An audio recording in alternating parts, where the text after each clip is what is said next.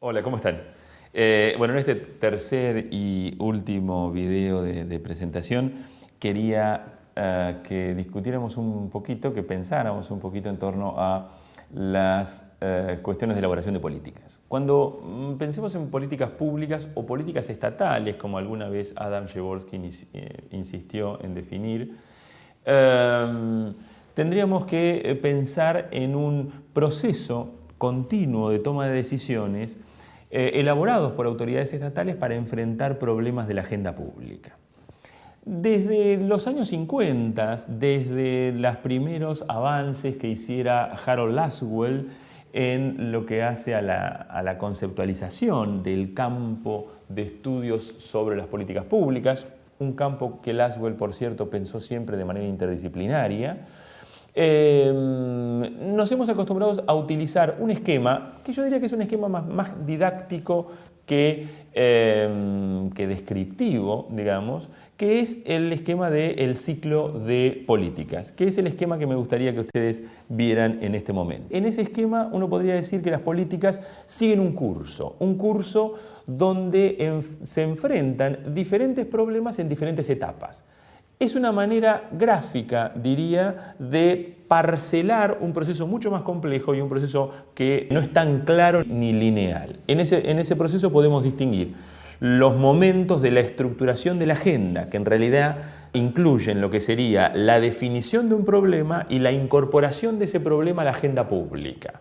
Ahí sabemos que es un momento en el que se enfrentan diferentes visiones, diferentes intereses, diferentes recursos de actores que están involucrados, ya sea desde el punto de vista formal, porque son autoridades para tomar decisiones jurídicamente vinculantes, ya sea que son actores informales, en el sentido de que son actores que tienen algún tipo de interés en esa cuestión. Luego de esta fase pasamos a lo que sería la formulación de alternativas o la formulación de opciones, es decir, aquella fase donde hacemos un ejercicio virtual de proyección de resultados.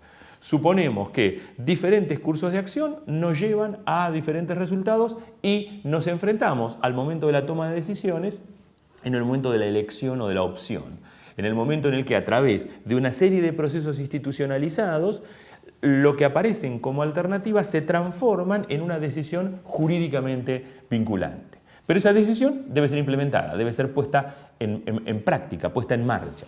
Originalmente se pensaba el momento de la implementación casi como una especie de momento mecánico que sobrevenía después de la toma de decisiones. Hoy por hoy sabemos que los problemas de implementación tienen una autonomía específica y una complejidad específica que es necesario atender. Y a lo largo de todo el ciclo podemos señalar que los procesos de evaluación van acompañando desde el momento ex ante, es decir, del momento previo a la toma de decisiones, durante la implementación y al final del proceso.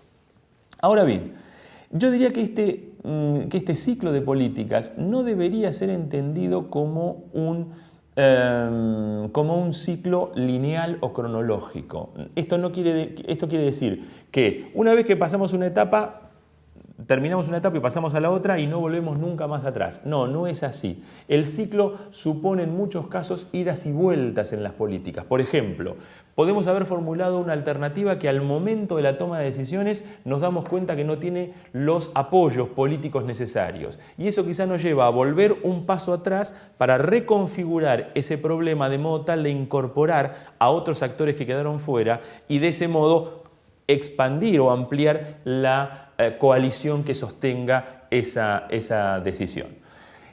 Por otra parte, también es interesante señalar que este continuo de decisiones es también un ciclo en el que va acompañado permanentemente de la producción de saberes, de la producción de información, de la producción de conocimiento para ilustrar la toma de decisiones y para acompañar todo el proceso de definición de políticas. Pero en este esquema quiero dejarles planteada una cuestión. Las reformas del Estado, originalmente finales de los años 80 y de los años 90, estuvieron, yo diría, marcadas fuertemente por una cierta visión tecnocrática, una cierta visión vertical, en el sentido de la elaboración de esas reformas.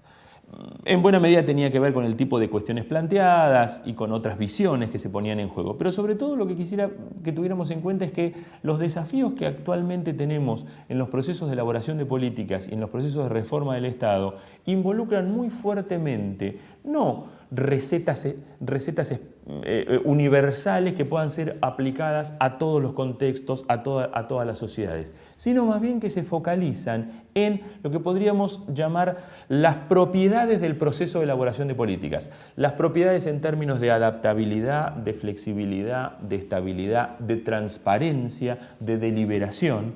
Entonces, en definitiva, estamos hablando menos de recetas específicas que de la calidad del proceso en su conjunto.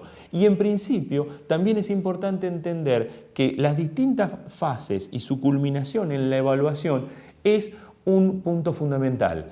En muchos casos, en muchas de nuestras experiencias de elaboración de políticas, este esquema queda trunco. Y queda trunco porque no se llega a la fase de evaluación, no terminamos nunca de saber qué es lo que anduvo bien y qué es lo que anduvo mal. En buena medida, pensar las políticas a partir de un ciclo completo de elaboración y de evaluación es una manera de mejorar la calidad de la toma de decisiones, y esperamos que la mejora en la calidad de las tomas de decisiones mejore los resultados y los impactos en todo lo que hace a la política económica, la política social, las diversas políticas que deben enfrentar nuestros estados en América Latina. Gracias.